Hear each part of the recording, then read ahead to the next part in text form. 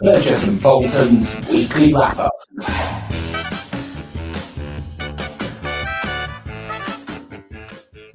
Hello, Ben. Hello, Jeremy. Happy Friday. Yes, Friday indeed. I had got to say, I'm quite glad it's Friday. I had quite a lot of this week. Yeah, I've had the week from hell. Yeah. But God, thank God it's Friday. Literally, thank God it's Friday. I'm delighted. Yeah, me too.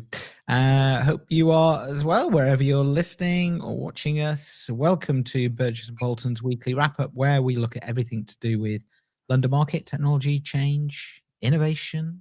This week, we're doing a bit more on claims. We recorded a really nice podcast with Julia Graham, CEO of Airmic.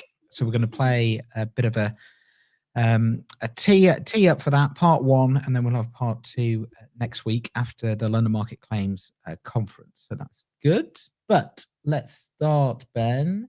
Press the right button this week. With a bit of news. AI work slop. I like this. It's good. Gen AI work slop is destroying productivity. Yeah, of course it is. Harvard Business Review. Of course it is. It's another nail in the coffin, I think, for AI. Never go anywhere. Just to gradually one day you'll succumb to this onslaught. Anyway, it's quite a good article actually. So, and I think we've probably all experienced this. So this is really, in simple terms, about AI use having doubled at one level. So this is MIT, the US prestigious academic institution, and the thing we've brought up here, but 95% of companies do not yet see any measurable return. Well, we're not really talking about that today. We'll do that. We'll what's that phrase? Loop back on that or circle round on that later on in the show, not the show, but in the series. Whatever this is, and we'll hoist that up the flagpole at some point and see if it flutters. And so this is so Stanford and this Stanford Uni and MIT and this other lot, Better Up Labs, whoever they are, probably very good, I'm sure. They did this thing with Harvard to look at employees using AI. So they spoke to people about it, and so they have this theory that really what's happening is that people are using AI, employees are using AI to create low-grade but passable work. So very kind of average stuff. And that's okay. So, you kind of go, well, maybe that's what's happening. Yeah. What's the problem? Well, in previous technological change, for example, when Google and the internet came in, there was a great, very well-read article, which was about, is Google making us stupid? And it was this thing of, we don't use maps anymore. We don't do that. And then, so there's always been these fears, even back to kind of Socrates, when the alphabet was made or invented. It was like, then this could be a problem for humanity because we'll all become stupid, and in fact what we're doing is codifying things. So there's a sort of kind of fine, except this article brings up a really interesting thing, which is this idea of work slop, and I'll explain it in a minute, is different.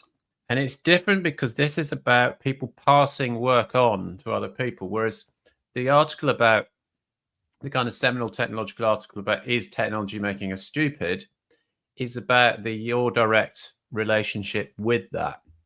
But what this is so this is, they ask the question, have you ever had something passed on to you from somebody where you kind of read it for a few seconds, then you go, hang on, wait a minute, where's this come from? What's this about? And then you realize it's kind of AI generated. I mean, you do it to me all the time. Yes. So I get it. I go, well, he didn't write this. He didn't write. This isn't Jeremy. This is kind of AI stuff. And I hate to tell you this, Jeremy, but there's a theory now. The science is saying it makes me think less of you, and that's the point. Is that the difference is we're passing this on to other people, so it's basically wasting other people's time. who, and causing them to do more work, which is annoying, and because they have to redo it and rework it. So anyway, that's what's happening. So there are some stats here. So they said, what does it make you think when you receive low effort AI generated work? The biggest one that makes them think less, or it generally makes them think less of that person, on several parameters, one of them being creative. So 54% think that's the person's uncreative because they do that. Capable, 50% think less capable. Reliable, 49%. Trustworthy, 42%. And intelligent, 37%. So it kind of has a diminishing, so it's not as strong. I don't think you're less intelligent. I just think you're wasting my time and you're not being very creative when you do it.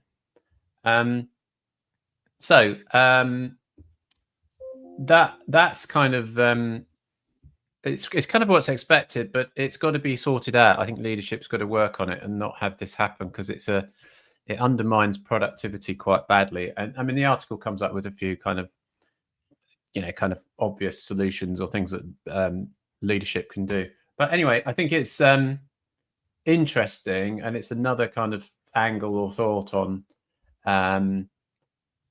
how we use AI in our day-to-day lives. Jeremy. Yeah, I don't take it as a personal slight. So it is, but I totally take the point. I think it is really interesting as this technology evolves and how we use it. And I have, witnessed that kind of work slop. It seems to happen if you read an article or if you read something that has where the AI has been asked to, I don't know, produce something, or run basically do a Google search and write an article or write a note about something or other, and so it's gone off to the internet and then it's come back with something. You kind of skim it and go, yeah, that's okay, and then you receive it, and to your point, you obviously go, well, you haven't written this because I only asked you to do it 30 seconds ago. Yeah. And this isn't what I wanted. So you weren't listening to me in the first place, and you haven't given any thought whatsoever. I think what it does really well is when you give it constraints. So, for example, if you have a lot of primary research material, and you tell it, and you interrogate that research material in interesting ways, and then you find correlations and patterns that you might not pick up because I'm not a professional researcher. I don't really know what I'm looking for, that type of thing. So I think that's the interesting side of stuff. And this is the other side, isn't it? It's where, I don't know, it's where the balance is, I suppose, between those kind of and I think the article talks about doing more collaboration and working on what the prompts are if we use AI. So you're really saying, don't just go away and do something. I'll give you an example in a minute as well. Don't just go away and do something to be kind of sloppy or quick, because that's not going to help. That's going to slow us all down.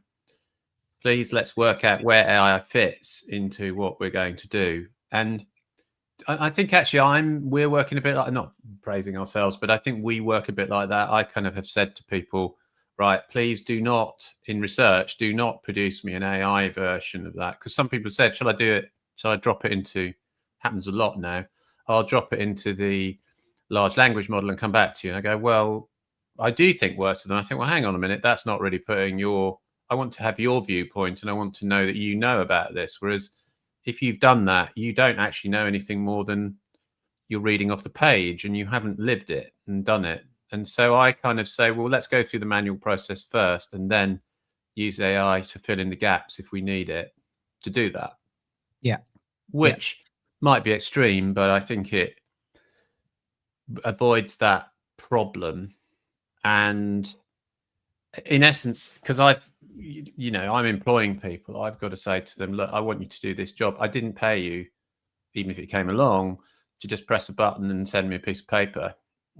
I still want you to do that bit of graft to get to the analysis, even if I think that's no good, or the AI, if I think the AI is better, then you've got a problem at some point as an employee.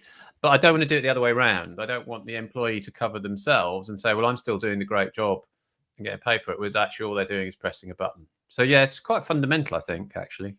Yeah. It is interesting that how this technology is driving change in places that you wouldn't, if you were writing down where the technology is going to go and where it's going to play like 2 years ago, it's quite surprising, like where it's kind of entered and where it's getting traction. Because I mean, I use it quite a lot for things that I know that I'm not very good at. So, for reading a lot of information, I can ask it the right questions, get a synthesized answer, and then, using my experience and knowledge, I can then go, well, that's a load of rubbish. I'll just, I need to read it all myself, or just go, oh, that's actually quite interesting. It's that balance, isn't it? I think it's it's psychologically interesting, isn't it, as to whether you believe we're kind of hardwired to do hard work, aren't we, or to graft at things, and there's a certain satisfaction in that. I think I have a slightly empty feeling sometimes when I've done AI that it was too easy. I didn't really put the work in, and therefore I've missed something. Now, I could be wrong, of course, and the AI could be better, and this is the great debate. But so far, I don't think I am. I think it's like you're saying. I mean, I tend to maybe go the other way around and say, I'll do it either for very simple things, or I'll do it for organizing data or analysis that's being created, for which some AI tools are very, very good. I mean, they're quite... They do stuff that would really take a long time. But then, and this is not for discussion now, but then you've got to kind of think in organizations, you've got to build this in somehow. And that is going to be a real challenge, isn't it? Yeah, I think it is. Because it isn't just about like you said, dropping a piece of technology into an existing process. I think you need to really strip back what you're doing, understanding what those processes are and why they're there in the first place, and then going, well, is there technology that can help in this process? Is this process even relevant in 2025 rather than 1975 when it might have been written? Whatever. Yes, and I think that I suppose I think this point about how it makes you feel about other people, is really crucial, because if let's say Salman Rushdie comes along and says, here's my latest book, and I'm thinking, well, he's a great writer, he's had an extraordinary life, and he must have written something quite, worth reading. If he came along and said, well, half of it I did on AI, I think, well, what the hell? What are you've really let us all down, Salman. Yeah, and that's trust, isn't it? So I had an example of this morning. So I get a newsletter, that Superhuman newsletter, which I think is quite good fun. But I do trust it in the kind of news that it brings out of Silicon Valley and the investments that are going in and things like that. And then I got onto their web page, and they had a video that was supposed to be a robot doing something, and I was going, that's AI generated. Yeah. I was going, and so the trust suddenly in the brand or whatever, the person or whatever you're receiving, suddenly it goes down a level. And it's really, and we've talked about this before, it's really difficult to build up a trusted brand, whether that's a personal brand, whether it's an organizational brand, but really easy to lose that trust.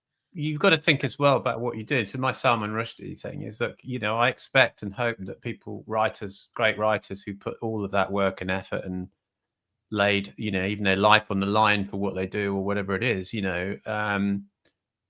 I want them to have a part of the world. I want them to be, challenging or different views, or, and that has got to be, to me, that's got to be generated from them, from their brains. You know, that's the originality thing at its extreme.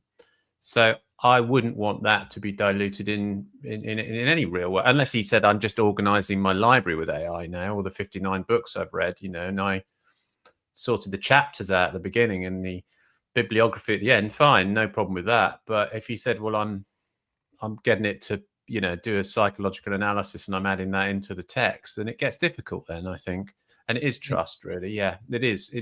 It's knowing that what you're reading has come from someone's brain and is original and new, even if you disagree with it or you don't find it very interesting, versus something that's a rehash of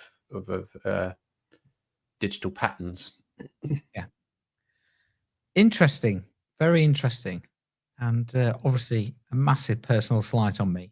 But there we are. That's what this show's all about. It is, but that's when I put that into ChatGPT, and I said, what's the best way to approach this? And it said, take a combative approach. Don't give him an inch. Or he'll take a mile. Yeah. Would you like to buy me a gun? Would you just like suggest? No. No, thank you. Good. Okay. Let's move on. Let's talk a little bit about something around claims in the London market. So we have the conference next week. And as I was saying at the top of the show, we had a really interesting conversation with Julie Graham, who's the CEO at Airmic. So the Risk Managers Association represents the views of the buyers of insurance from large organizations.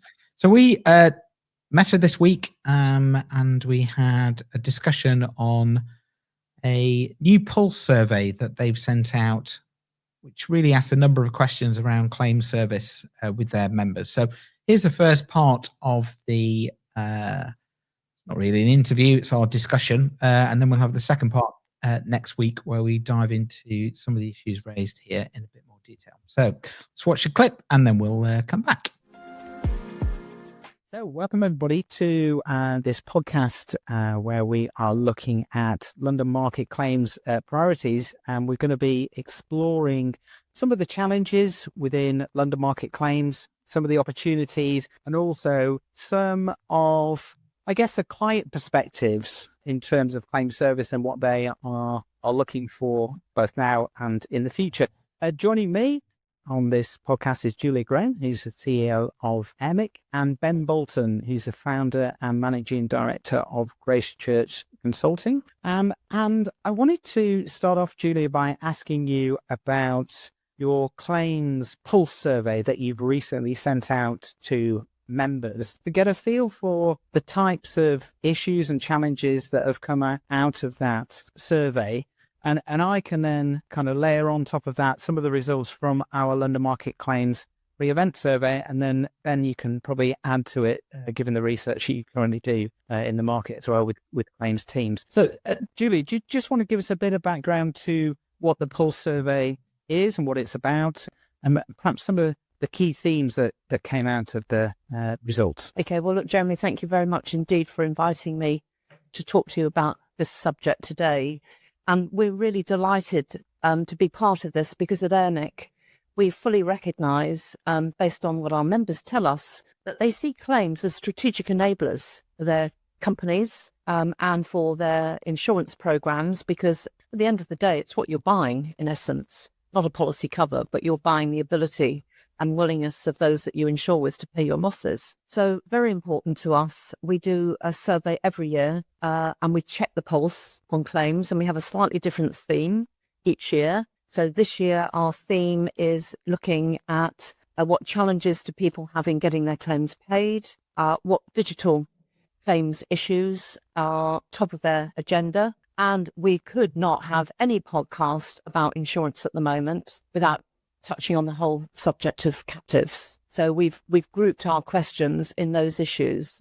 I can tell you now that the feedback so far and the activity is up on last year's survey. So we're definitely hitting home. And I think by the time we finish, we're going to have about 70 or 80 large organisations, and they are the main buyers. We can tell who's responding. They are across all sectors, and they're significant buyers with billions of premiums in total. So it's a really good cross-section of people. And when those results, let's just start at kind of the beginning and talk about service and client expectations. Is there any kind of strong indication from what your members are saying around how they perceive claim service? Are there any kind of friction points that come out of the results? Yeah, and we can talk about challenges and service. Service generally, we do ask a very short question. Are you happy with the service that you get? And the majority of members who respond to the survey are happy with the service. So I don't want to leave anybody with an impression that the insurance industry is doing a bad job, because generally speaking, our members are saying they're doing a very good job. So I think that's a really important question to get out of the way. Specifically on what challenges do they have in resolving their claims, then the common challenges that they face by some considerable way are delayed response times. We are still far too slow in the insurance industry. 70%, which is a high percentage, said that that's their top issue. The next one are a long way down, but the next one is disputes over coverage. And I think that's partly driven by the gradual corrosion in some policy covers, which aren't even consistent across some insurers all of the time. So those disputes are going to be variable, even for the same insurer, but in different places. And then you've got to go quite a long way down to get things like lack of transparency or insufficient documentation. But I would say by some considerable margin, time is still the enemy in claims. Ben, are you seeing that in the research that you're running with claims teams? Is there a kind of disconnect there that's coming out? Yeah. Hi, Jeremy. Hi, Julia. Just to say, we didn't prepare this before. We didn't speak before. I think those are pretty much exactly what we find. We are independently interviewing claims brokers in the main who experience huge volumes of claims, and I think from the very simple to the very complex. So I think the first thing is that over the last 3 years, we have seen service levels rising. They were pretty dire through and after COVID, which is understandable, I think, in some ways, but it's generally improved. And I think it's improved because, and we'll come on to this, I think there is a desire to be better at claims, generally speaking. And there's competition around it. I think the brokers are driving that competition. So I think that service is improving. It's leveling off a bit, and we'll come back to that. But I completely agree with Julia. I think there isn't a fundamental problem with service, particularly London market end of things.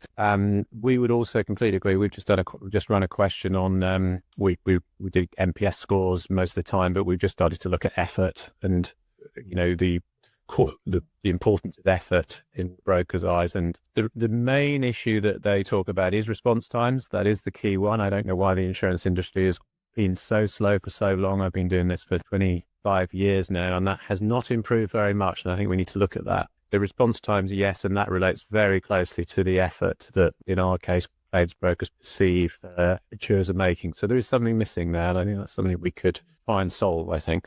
Can I just come back on that too? Because I said that one of the other areas of challenge, in addition to delays, was disputes over coverage. And we shouldn't be that surprised, actually, because when we look at what our members have said, what's most important to them when renewing or evaluating insurance quotes, the thing that's most important to them is coverage breadth and policy terms. So if they're not getting quite the coverage breadth and policy terms they thought they were getting, it's not that then surprising that disputes over coverage becomes an issue.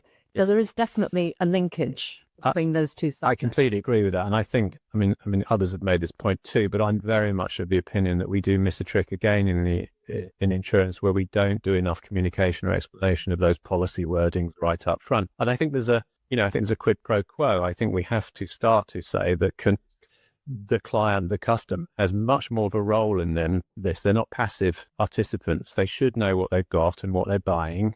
If there's going to be a large payout by an insurer, inevitably that insurer is going to look pretty closely at that.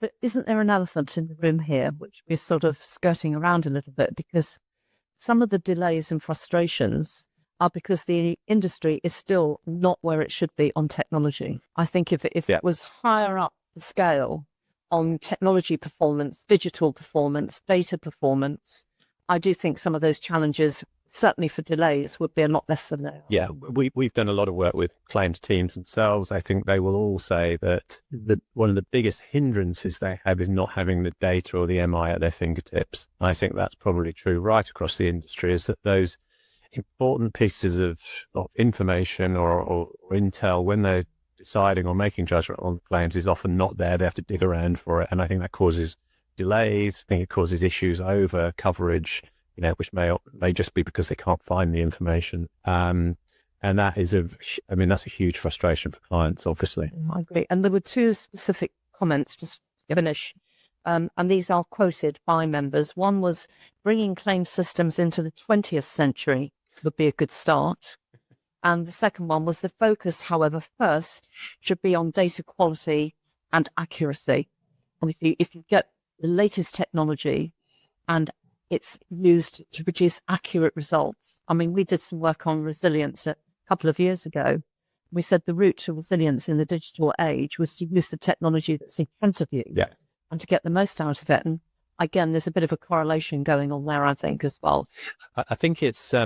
I just would add, I think it's fair to say that we do work in the UK GI market, for example, and for quite some time, claims portals have been invested by particularly the large players, and now probably 7 or 8 of the main insurers in those markets, and brokers really like those portals. They actually work really well. They haven't translated over into the P&C markets, and I'm not sure why, and I know there's more complexity there, but, Do you think one of the reasons might be that it holds you and ties you to particular brokers than underwriters? I think that's part of it. Yeah, I think there's that. And I think the other argument may well be that there's a cultural resistance because people say, well, this is too complex to put onto a computer. One, I think that's one of them. I think the other is I think there probably is more of a reluctance to invest by some of the specialty insurers. Whereas actually when you look at the composites who are global, and this is a move I think that's changed, you're probably seeing it too, Jeremy, is I think there is now a much greater investment happening as part of competition.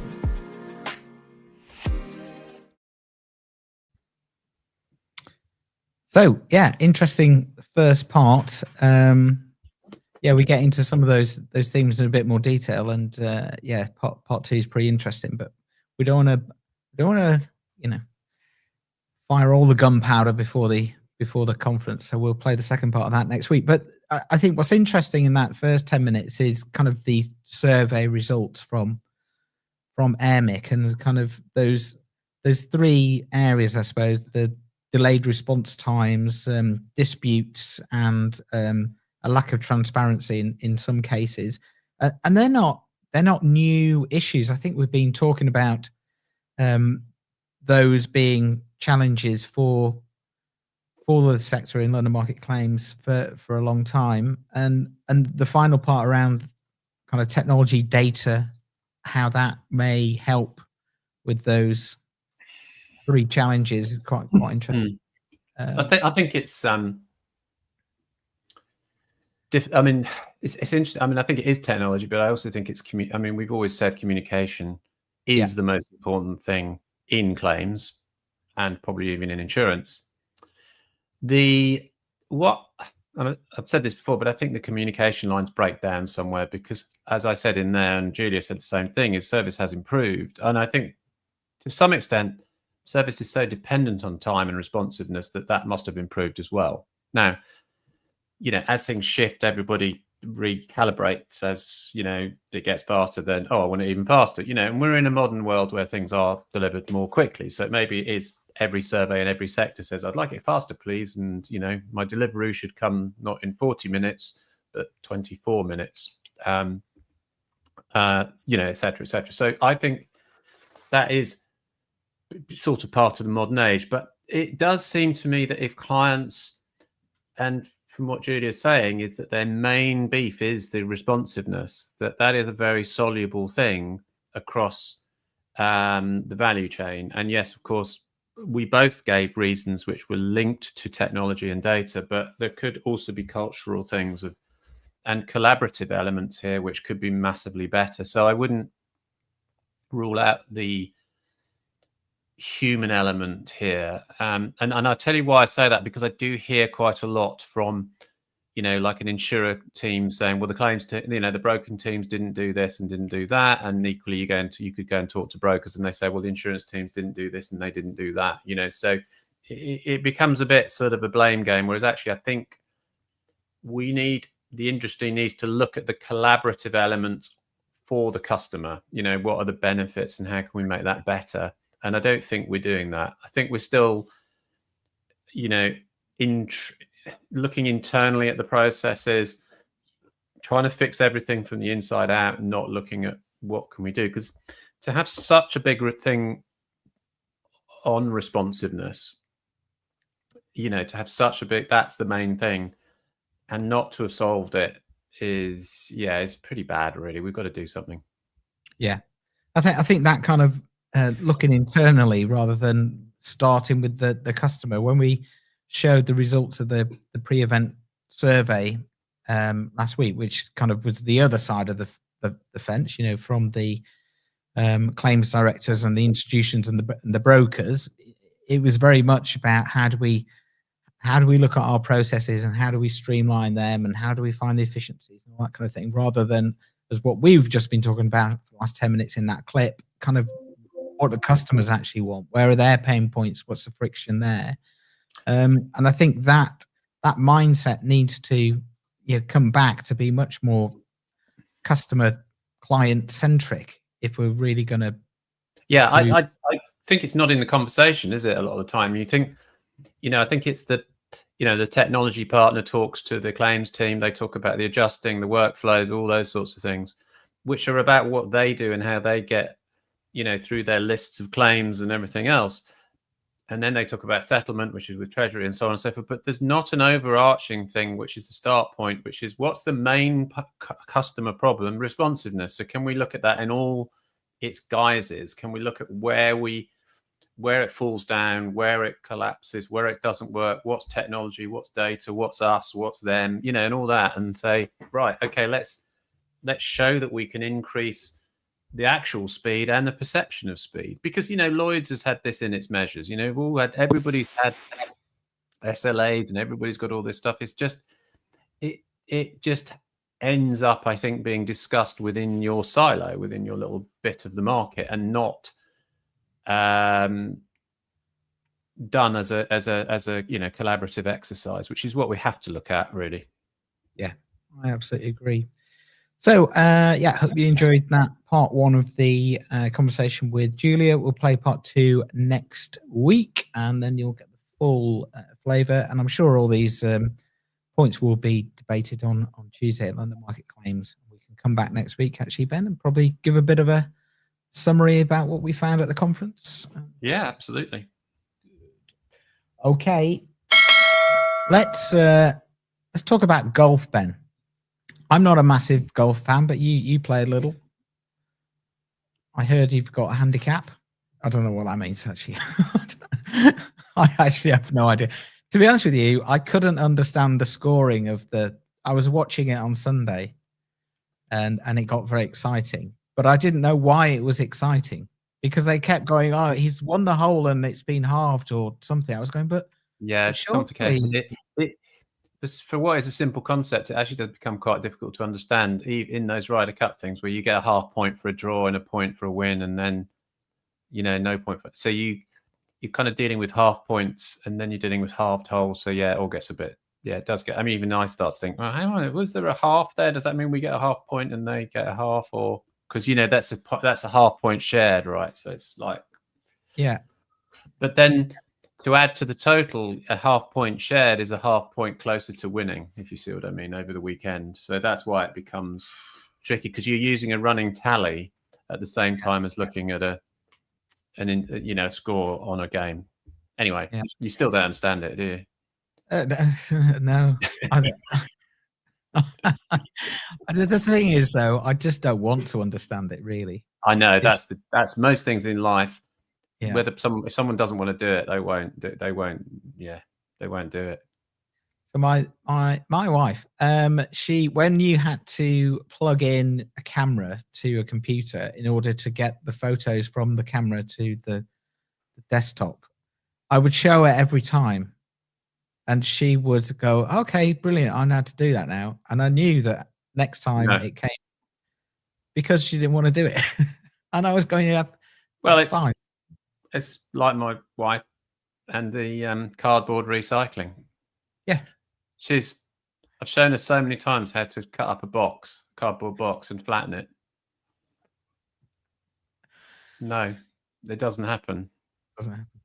Anyway, let's move on from our wives and talk about swearing at golf. I didn't know it was so nasty, Ben. Wow. Yeah, look at this. Well, it's an interesting. So all I wanted to talk about really was did you give the definitive answer on whether the Americans crossed the line, which is the big question. So clearly, the Ryder Cup has always been a very, kind of nationalistic, kind of quite almost jingoistic kind of tournament. America against Europe, and and it's had its real moments. I mean, there've been accusations of cheating and chucking things, kicking balls back onto greens, when they were in the rough by supporters and things. So there's been all sorts of shenanigans over the years, but it seemed to, rise to a different level this year. And it kind of peaked at this point at which Rory McIlroy lost his rag and shouted back at the crowd. It's a New York crowd, obviously. And then since then, there's been recriminations. I think the worst thing that happened was when they got the trophy, which the Europeans won, the head of the US PGA said to them, gave them a rather limp handshake and said, "Well done for retaining it." When in fact, to your point about not understanding it, they had clearly won it. Yeah. And everybody in golf knows what the difference is between retention and winning. And he didn't.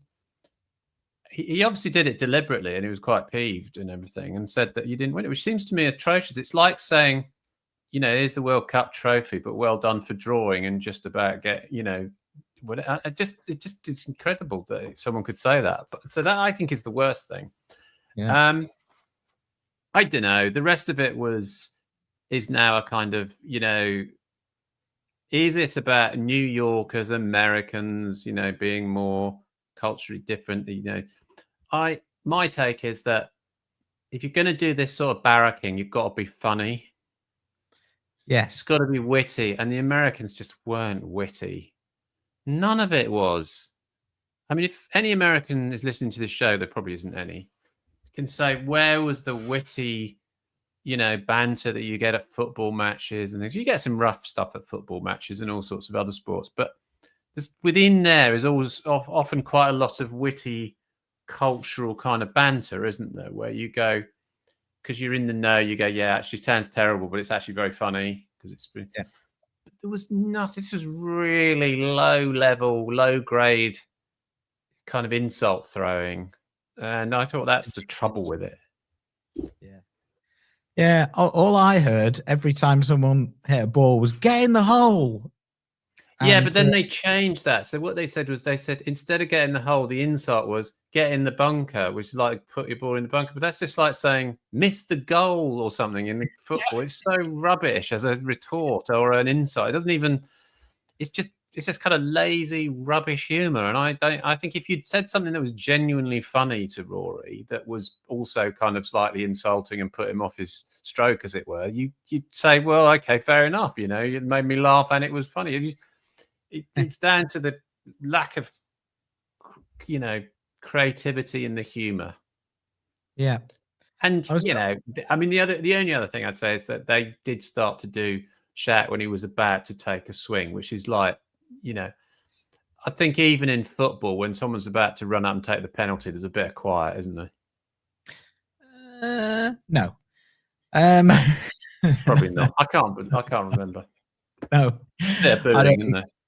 But it's just a din, isn't it, of noise that. Yeah, so it's not like someone suddenly shouting when you're about to putt. I mean, that is obviously when it's shouting really... in snooker, isn't it? I mean, you can't. Yeah. You can't shout in snooker and say, "Whoa." Yeah. Well, yeah, mate, you're going to slice the table up. Yeah. Andy Zaltzman did a really funny kind of thing on his Bugle podcast where he kind of was saying that statistically shouting "get in the hole" made absolutely no difference to whether the ball went in the hole or not. And if you want to shout that at sports events, you should go to watch something else like snooker, because it's statistically it's more likely. Well, more likely to go in. It is the most dumb shout, because it's always been like they go on these, they shout. The Americans would shout that like on a par 5 where you're about 500 or 600 yards where nobody can actually get it in the hole. So it's like, it is kind of stupid. It's like, I don't know. So anyway, so they crossed the line, and then we find out in a couple of years' time whether we'll cross the line with our abuse at them, because it all happens over. Yeah, I think it won't be the same. So they say. I mean, it's in Ireland. It'll be probably. I mean, it's all a bit drunken and a bit uproarious and rowdy, and lots of golfers don't really like that. Just because it's not that sort of game. It's a game of etiquette and courtesy. Yeah. So, there we are. That's why I'm not allowed to play. Yeah. There we go. Yeah. Exactly. Okay. Good. Right. Thanks. Thanks, Ben. What are you doing this weekend? Anything? Oh, we're not doing anything. It's wet, isn't it? Yes, there's a big storm coming in. It's already started here, I think. And no, not a lot. I'll just be nothing much really at all. She's quite good because I've had a very busy week. So, yeah, and we got a busy week next week, haven't you? You have particularly. We have got London Market Claims. So yeah, sold out, fully booked. That's great. Brilliant. Right, yeah, glad there's so much interesting in claims. So I look forward to that event and seeing you there. Yeah, if you're coming along, do say hello, and let us know if you listen to this podcast or watch us on LinkedIn or whatever. It massages our ego. Yeah. We need that. We need that. We're not robots. We're not automatons, are we? We're human beings with souls. Yeah. I have got a... What have we got? I turn into a large robot. I'm not even... So that's it from me, the robot, and Ben. Have a good weekend, everybody. Bye, everybody.